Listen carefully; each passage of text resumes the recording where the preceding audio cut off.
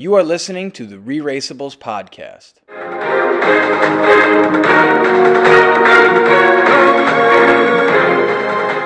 Hello once again and welcome to the ReRACEables podcast, number 41. I am your host, Tom, joined here tonight by Lizzie and Nicole. Welcome in. Hello. Just a few minutes outside of episode 7. And another little fun challenge I threw out at these two ladies here tonight in order to kind of keep with the times. I thought, what better thing than a little WORDLE, word association. Even the Holderness family posted something today about WORDLE and strategy. So I thought it was really fitting since it's kind of taken over the world. And so the challenge was, it was a little super wacky of me to say it, but I thought it would be fun to challenge everybody to come up with a WORDLE, 5-letter word that kind of describes the season so far. So without further ado, Nicole, what was your WORDLE and why? So I picked pivot, partially because I like throwing a V out there. I thought it might be more of a challenge, but also because it is what they've had to do many times throughout the season, right? They started the race and then, COVID, they've got to pivot, go back home. And then, race is back on, pivot, go back. Physically, they have to pivot, but also, it's all about changing, adjusting to accommodate this season and make it happen. And yet another Friends reference. We're 2 for 2 here. Last week was my song of I'll be there for you to describe Kayla and Raquel. And now we have one of the catchphrases, which happens to be a 5-letter word, pivot from Friends. Lizzie, what was your WORDLE? Go ahead, give it to us. I want to preface this by saying that I am not Wordle's biggest fan. This game frustrates me, but I played it for the podcast. Lizzie is totally on the outs on WORDLE. She is not bought in, which is charming and part of why we love her. But go on. I was also under a bit of a time crunch, but I picked the word small just because I feel like in the past, The Amazing Race it spans the globe and it is exciting to see so many parts of the world and it's as big as any show can be. And I just feel like that's lacking in this season because of COVID, obviously. We're just not getting all of the grand aspects of what we normally do. And for that reason, it feels a metaphorical sort of small to me, which is fine. It's not bad. It's just different. Well, first off, well said. Love that. 2 for 2 here, I think. Mine was gravy. This whole season is gravy. We probably shouldn't have had it, and we did, and it's gravy. People like Mike and Mo, Arun and Natalia were in and then out, and then they get another shot, a second chance 19 months later. It's all gravy at that point. They're enjoying the ride. They're enjoying the experience and the opportunity for a second time. Totally gravy.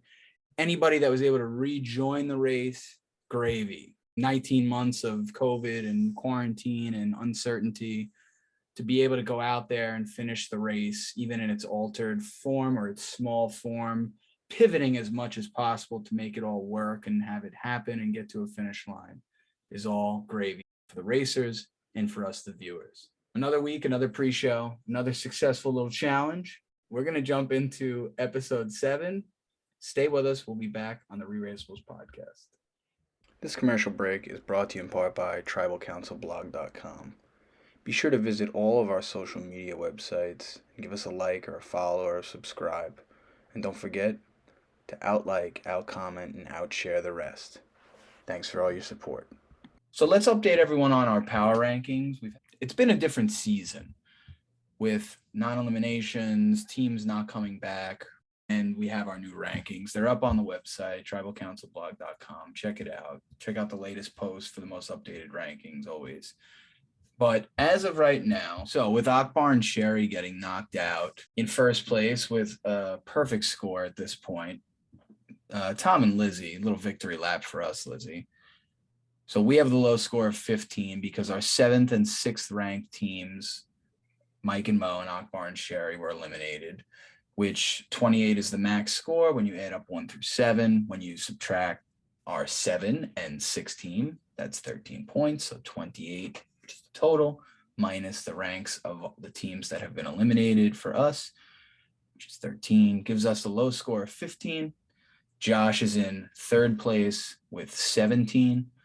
And Nicole and Jeremy are tied in dead last with an abysmal score of 20. Relax. Because they overrated Mike and Mo and Well, Akbar no, and Sherry. I just kind of got screwed over by the teams not coming back. Yeah, rankings. But that's where we're at. Tom and Lizzie first, Josh third, Nicole and Jeremy dead last. This commercial break is brought to you in part by tribalcouncilblog.com. Be sure to visit all of our social media websites and give us a like or a follow or a subscribe. And don't forget to outlike, outcomment, and outshare the rest. Thanks for all your support. Welcome back to the ReRACEables podcast, episode 41. Lizzie and Nicole are here with me. We are talking episode 7, season 33, which starts off with a drive in France to go eat some wonderful cheese, right? Everybody wants to have cheese when they're in France, don't you? Yeah. Now, we learn that this drive is going to take place in a little different kind of vehicle this time around. I thought it was important to note. Nicole buzzed it right away with the convertible. Buzz. What did you see? No camera person with them in the vehicle. And Lizzie, what did you notice about it? They're both in the front seat. Automatic cameras on the dashboard, and so they were both sitting next to each other. I noticed this about 40 minutes after Nicole noticed it. But it's still Not a came to- race. not an amazing race, but it's been noted. Yeah, I think it's a different dynamic. Adds a little something different. Yeah, and who knows the challenge that it was to kind of think of, okay, we need cars. Okay, we need to transport them. Okay, we can't have people sitting in the cars with them. Okay, what do we do? Okay, put the cameras on there, give them a convertible, follow with a trail car. It seemed like there was more involved, even though it was a simple act, again, from the viewer's standpoint of just, whoa, that's cool, they're in a convertible. Or it actually was much more involved than just that. I agree.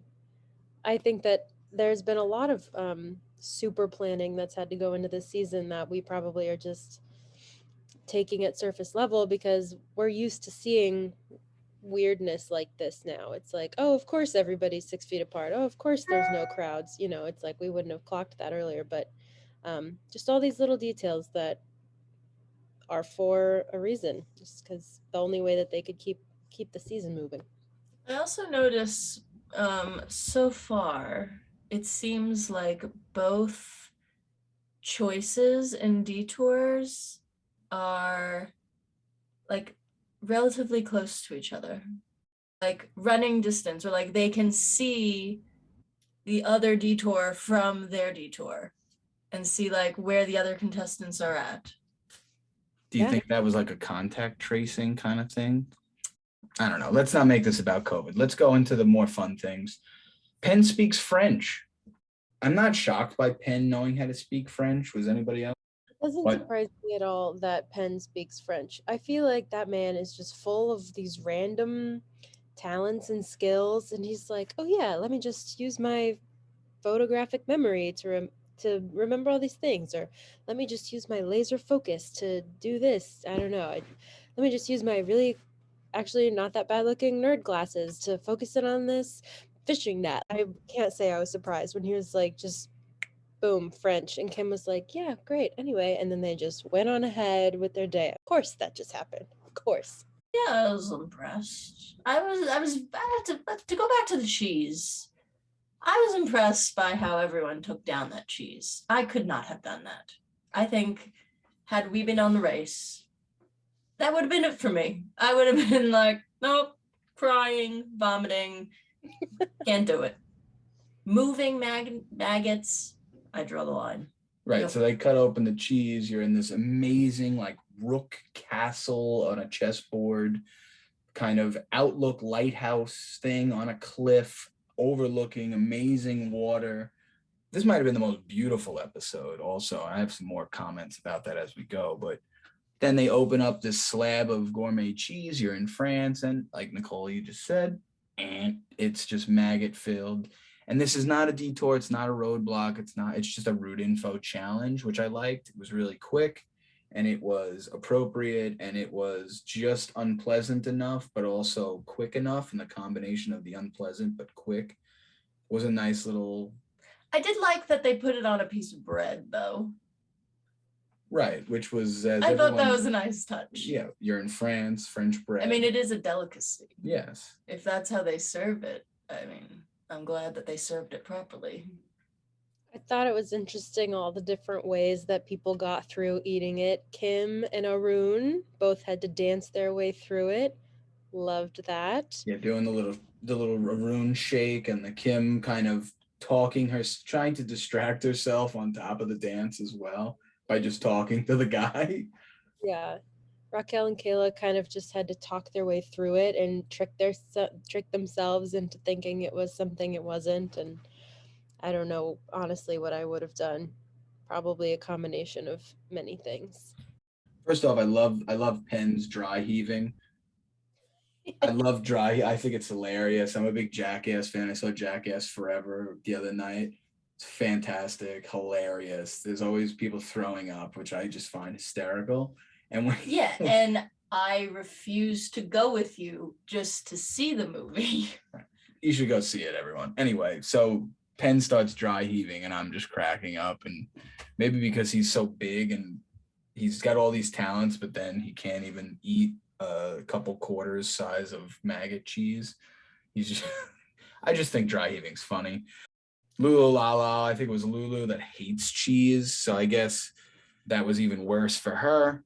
And Kayla thought it was the worst cheese that she's ever had. But even though she's saying that and completely insulting this person and the cheese and the delicacy, what does she do? No offense. Yeah, she's polite through and through. Like, I guess maybe it's just her personality. Maybe it's being a flight attendant, that no matter what the case is, you have to be pleasant, you have to be friendly, you have to be courteous to someone else to try to prevent any escalation. And I'm sure she and Raquel kind of channeled that as they're horking down this dry bread and cheese over this beautiful outlook. So after the quick challenge and the beautiful outlook, Raquel and Kayla, Kim and Penn finish first. Raquel and Kayla are out. They get back to their car, which they got help from Kim and Penn to even get to, because they let them go ahead of them again, because they started first in the first group 15 minutes ahead of the other three teams. And so Raquel and Kayla get down and they're in their car and they have this conversation with themselves. Should they wait?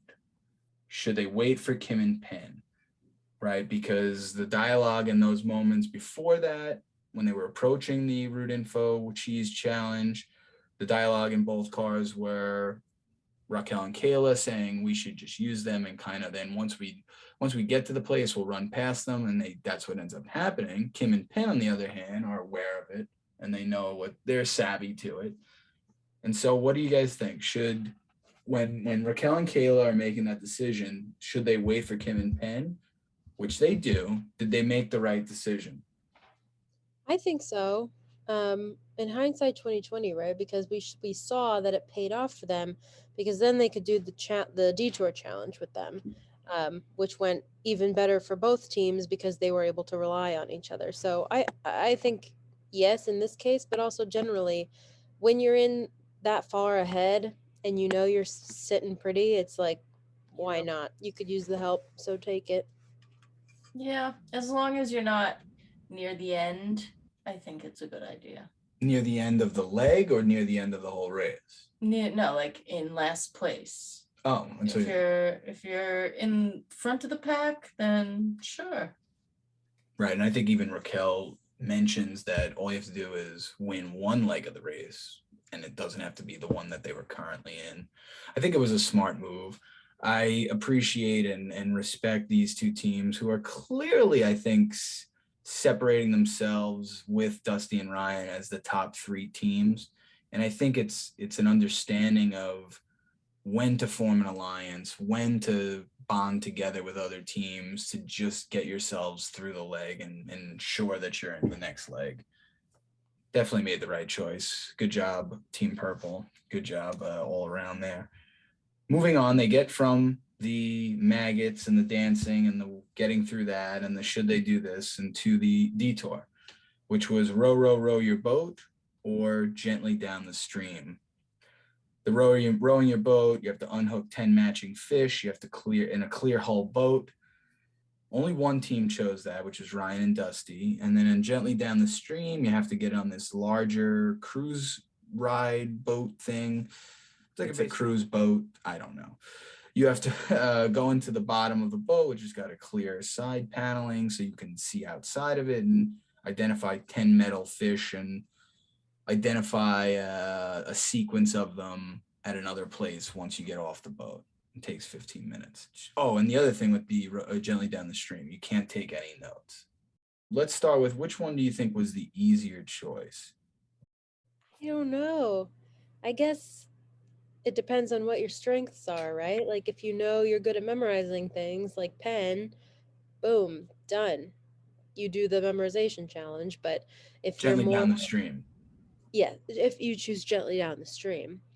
But Dusty and Ryan, it's like clear-cut answer for them, do the physical challenge and go kayaking. I think I probably would have wanted to kayak. I've done that a lot. I'm comfortable in the water, so I think that's what I would have leaned towards. If I had to guess, Josh probably would have wanted to do the memorization challenge. He's a little more cerebral, I think. I think row row your boat was the easier one. I think it was just unfortunate that Dusty and Ryan are so large and they took on more and more water every time they reach down to pull up those chains. Or when they're paddling as hard as they are, it's flicking water they're in. just big guys that are gonna weigh down that canoe. But I think if you had like Kim and Penn doing that challenge or Raquel and Kayla, I think they would have done it a lot quicker. I disagree. I think gently down the stream was the easy choice. But you're at the mercy of the boat's schedule. That is true. And you we gotta learned wait. that. If the boat is not ready, if it's out doing a loop, you gotta wait for it to get back every 15 minutes. I think in the end, gently down the stream is the better choice because you don't have to rely on knowing how to paddle. If that boat capsizes for any other team besides Ryan and Dusty, are they flipping it over? No. Are they getting back into the boat? Are they not losing any fish? No, they recovered very nicely. Right. It was amazing. And it's not a surprise to me that rowing your boat was only done by Ryan and Dusty because it is a physical challenge. They are the strongest team. They are the most coordinated team overall, and they're the most balanced team, and they have similar strengths in their physical strength. So that was really impressive. But again, that would have been a major challenge. Not to say that every team would have had that same challenge, but if anyone else did, it would have been a catastrophic disaster. And they were able to recover. And the reason then also gently down the stream going back, I think it's not a coincidence the other teams chose it. They realized that, hey, maybe we suck at kayaking from the last episode when they had to inflate the whole thing and then they had to inflate the kayak and paddle. People probably learned from that and made the greater determination of whether they were going to do it or not. And I think gently down the stream was the better choice. Now, we saw in the first group, Raquel and Kayla, Kim and Penn link up, both do the gently down the stream. And their 8 eyes was better than 4. Their 4 people was better than having 2 people do that challenge because fish were on both sides. And I really like their strategy. I agree. What I thought the smartest thing was to not just shout out colors and be like, this is the green and black, and this is the pink and blue, and this is the this. They put names to all of it. They were like, this is the mermaid fish, this is the French fish. This, do you know what I mean? Because it's easier to remember names like that. Spain, Barney, Bumblebee, Duke Exactly. University. I don't think I would have thought to do that. Maybe I would have. I don't know. But I think we would have thought of that. We would have thought of that. Yeah. seeing the I think we mistake would. of Arun and Natalia and Lulu and Lala just be like, color, color, color, color, color. It's such a mess. So if you can just remember 10 little words, then you're golden. Yep. And did you notice what Penn did after they had gone through and seen all the fish? Did you notice what he did? No.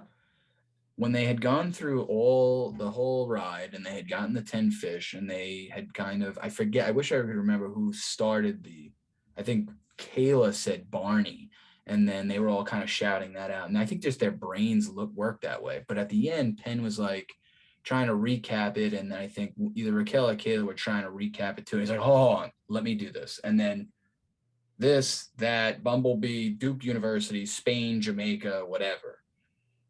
I just think they were on such the same wavelength of how to attack the challenge.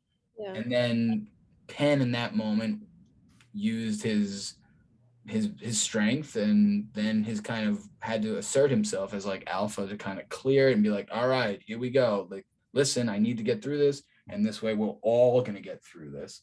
And they all worked together, and it was great. I thought that they were able to work together really nicely. And it's not a coincidence that those are the two teams that are smart enough to work together, overcome that, and have a great strategy to really attack that, versus Lulu and Lala and Arun and Natalia, which, like Lizzie, you said, was a kind of a disaster.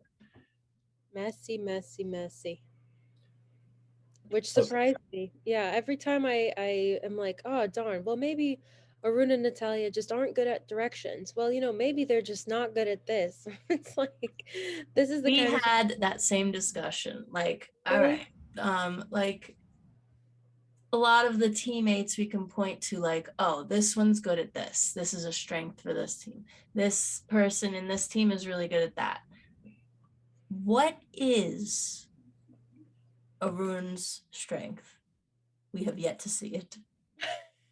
Maybe Sorry, the Arun, cheese. sorry if you're watching, but we've yet to see it. I guess that's a good point, Tom. Have we seen them like really eat a lot of this, anything other than this? Oh, when they had to make the cheese, right? When they had to make the cheese, that's what Dusty and Ryan struggled Not with. the mac and cheese. No, not eating the cheese. In the last episode. No. I know what you're saying. My question though was, if maybe their strength is eating strange things, like if he would have just eaten a bowl of crickets, there hasn't been an opportunity for that strength to come through before this maggot thing. So if that's the strength, we haven't had the opportunity to see it besides this. And he even, I think, struggled with that. I don't remember how Natalia did. Perhaps their strength is just sheer luck. That'll get you far. It has gotten them quite far. Yeah. And Halen and Haley, same thing. Yeah, they are definitely in that same boat of just 9 lives, and they even acknowledge it at the end when they're non-eliminated again. But let's go back to the Gently Down the Stream. So they fail. Them and Lulu and Lala, Arun and Natalia fail their first attempt of remembering it. They're just shouting numbers. They have no strategy. Arun in one shot looked like he was just in over his head, completely clueless as to what was going on. And then they get back, they fail, and then they have to wait for the boat. And that's when Ryan and Dusty, muscle their way through getting their boat from being capsized back on its the right way, get back in, and just race ahead into a solid 3rd place. And then they get back onto the boat, and they have a new strategy. They actually devise a strategy. What did you think of their strategy? I think it was Natalia that was championing it, of assigning like a number to each of the people, all 4 of them. Okay, Arun, you're going to be fish number 4 and number 8. Lulu, you're going to be fish number 2 and number 7. What did you think of that strategy? I thought it was very risky. Not a great strategy. They're lucky, again, luck. They're lucky it worked. But all it would take is someone thinking, oh, I thought I was 4. Oh, you're 4? Oh, and then like, or, you know, missing a fish, and then all your numbers are mixed up.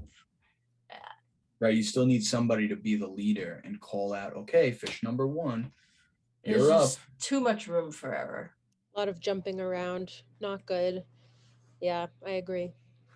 So they eventually get back. They do, the number system works for them and head towards the roadblock, which was called Who's Feeling Knotted Up, which is basically there's a fishing net with holes in it, and you have to use this tool to fix the hole in the net. So what does this particular roadblock require? Fine motor skills, following directions. Attention to detail, patience. Hell yes. Exactly. So we have Penn, Kayla, Ryan, Natalia, and I'm sorry, Lulu and Lala. The twins thing is killing me. Like I'm not sure who is who, and it's. I think Lulu did the challenge because afterwards she shouted out Lala, or maybe it was the other way around, but one of them definitely did it. One of them did it, yes. One of them definitely did do it. I thought for sure, Tom, you were going to write that down. I should have written it down. I know. She shouted out her sister's name, and I was like, oh, that's how we know. Yeah, it's so hard. Thank you, Lizzie, for that. Next time. So was Penn the right choice between Penn and Kim? Quick answers. Yes. Yes. Kayla. Yes. Yeah. Ryan. Yes. Definitely. Definitely. If Dusty does that, it's an absolute. The whole patience thing. Exactly. Like. We have to skip Lulu and Lala. Sorry. Natalia. Yes. No. Oh. So why did Natalia have to be it? Because Arun has no skills. Poor Arun, he's getting crushed. Sorry, Arun. Lizzie? I would have liked to have seen him do this. I think that he would have been more patient. I think Natalia got very like, oh, they're running away. Like she's like kind of not focused, I feel like, and easily distracted. And she spent too long looking for the thing in the first place. I just think Arun would have been a little bit more focused, and I think that comes with age. So, that's the only thing I disagree. I'm sorry. Arun to me looks like his eyes are this wide, and he is just going on pure adrenaline. There's very, very little thought. That's why I think they're bad with the directions. I think when they're on the boat on the detour and they're supposed to be memorizing fish, he's just shouting colors or, oh, it's the 3 stripes. And that's why. Are you freaking kidding me? Are you freaking kidding me? Like he's said that every episode because I think he's stressed. He's stressed and he can't believe what's going on. Are you freaking kidding me? Well, I give him the benefit of the doubt then. I think I would have liked to have seen him do it. I hope he does the next roadblock. So what do you think was the toughest part then, Lizzie, of the roadblock? Knotted up. The first part, getting the hang of it. I feel like pulling something like that out and being really overwhelmed and not knowing how to use that tool, it can be intimidating. I think the hardest part is learning it and getting the hang of it. And once you calm down and spread your shit out, then you can calm down and focus and do the thing after watching the demonstration. But I think the hardest part is getting over the hump, the beginning, learning. Who would have done it, you or Josh? Josh. He ties knots all the time for theater, and it's been a while since I've worked backstage, so I think he would have been good at this. I think the toughest part is calming down, is taking your time. I think Ryan said it to Lulu and Lala as they were approaching the roadblock and they were leaving. Take your time, just you'll get the hang of it. And there is a learning curve in most anything on this show or on Survivor challenges and a lot of these types of shows and competitions and roadblocks and such. But I think the biggest, most glaring thing was Ryan choosing it and just shining the light, the prison tower light right on the need for patience. And that was super, super important. That's why I think you would have been better at this than I would have been. Agreed. I would have been hopefully relying on some heavy breathing to try to calm myself down, center myself, focus on my breath so that I could watch the demonstration 6-10 times. And also, I think a little underrated thing, if you notice, Ryan, each time he went over, because he needed to keep getting the demonstration, was to have that social non-interaction, talking to the wall that was the guy demonstrating. Did you hear his comments like, hey, I've got to keep coming over to you, man. Mm-hmm. Or, sorry, I'm going to get it. And pushing through that awkwardness of like, hey, random guy on the street next to the water with the net, keep doing what you're doing and keep showing me this thing that you probably could do literally with your feet or with your eyes closed and one-handed over and over again, because this is kind of a big deal for me. I think there's a social aspect to try to push through there. From there, we have to go to the pit stop by foot, which was the Bonifacio Cliffs. I just loved the shots of that. Again, I'm taking notes and I don't see the entire episode on the first watch through. And I'll watch it again during the week when I'm, posting things, I'll watch it again. But it was nice to be able to just see the landscape. Like, what did you guys think of Penn's kind of outlook on, let's try to enjoy this? Yeah, it's easy for him to say he's in first place. Arun and Natalia, they're not enjoying it. Lululala, no enjoyment. It's just stress.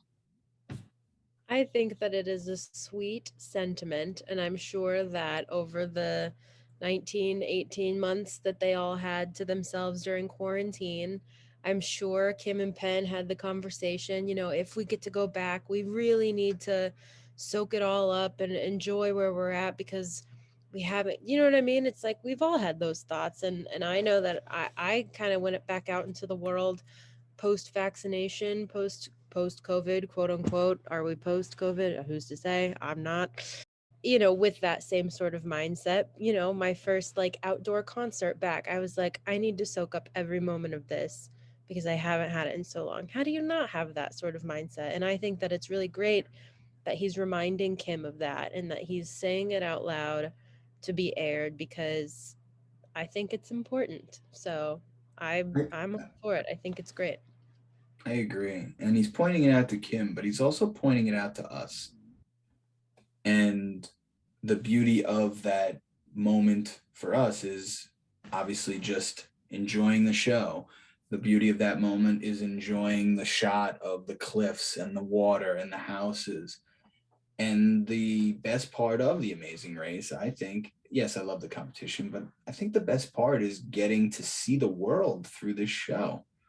That's why we started watching it in the first place. In April of 2020, Josh and I started watching this because we couldn't go anywhere. So we really enjoyed watching other people go everywhere.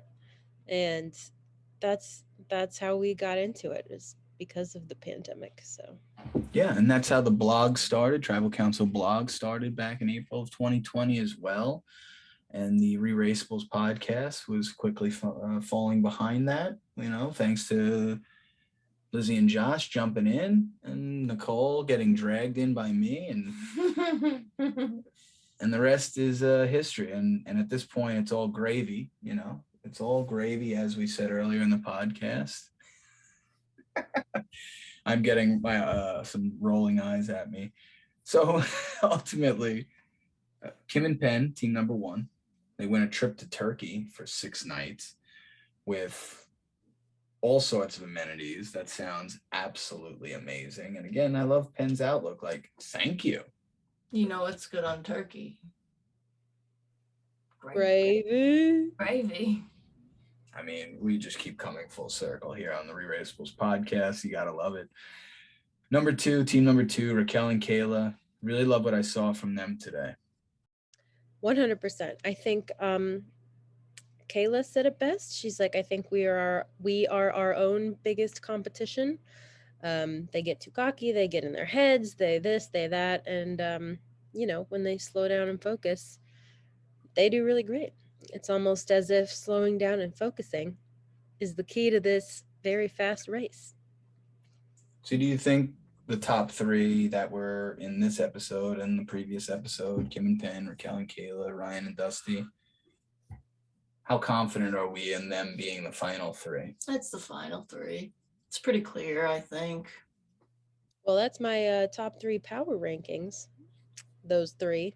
So I got to stay true to that.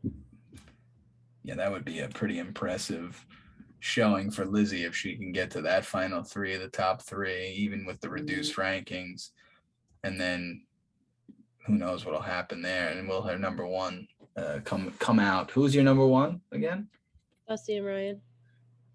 Yeah, Dusty and Ryan, they look pretty damn good, even though they have back-to-back third places. What's it called? Thanks to the 15-minute start behind, they never quite made up that time from the beginning of the leg, and that's why Kim and Penn and Raquel and Kayla kind of were able to run ahead and kind of stay ahead the whole leg of the race.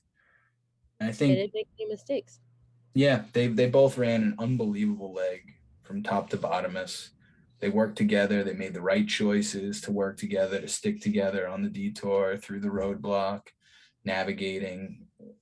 And in the end, if it is it a top three, a final three of those two teams, and Ryan and Dusty, I wonder if they would want to work together at all to try to beat Ryan and Dusty, or if they were left to be competing against them, will they run into an insurmountable force on that end of the on the last leg of the race? I guess we'll see. But on the other hand, we have our fourth and fifth place teams, Lulu and Lala fourth, just edging out Arun and Natalia. Those two are the bottom two pretty clearly then. Oh, yeah. Again, luck. They're so lucky that they're allowed to come back again. Arun and Natalia. Yes. Right. So they were eliminated originally. They get invited back for a second chance. They struggle mightily. They have a non-elimination, I think, right? They had one already, yeah. So this is their second non-elimination. They join the ranks of, well, actually they surpass friends of the ReRACEables podcast, Caitlin and Haley, for having the most lives in this game. Sorry, well, they were actually eliminated and then had two non-elimination legs. Yeah, they're in a category of their own. It's ridiculous. They don't deserve to be here. Arun and Natalia, if you're listening, I'm sorry. But they shouldn't be there. Yeah, I mean, 4 chances at this point. That's ridiculous. It's too much. Too much. I mean, even we and other people and probably past contestants who have lost are saying, are you freaking kidding me? To Arun and Natalia having 4 lives. Imagine how it feels to be a past contestant or even an eliminated contestant from this season. To be Akbar and Sherry, I would be like, are you kidding me? Right, because Akbar and Sherry, right, that's a great point. Akbar and Sherry get eliminated last episode because it was an elimination leg. They weren't eliminated before the race was suspended. Then people are eliminated, come back. It's just, yeah, that's a tough one for Akbar and Sherry to swallow. I feel bad for them. Yeah, I miss them. Missed them this episode. Would have been fun to get more Akbar quotes, and I like their dynamic. We'll be back next week for episode 8. Thank you, Lizzie. Thank you, Nicole. Thanks for being here. Thanks, everyone, for your support and for listening. Be sure to follow the blog, tribalcouncilblog.com.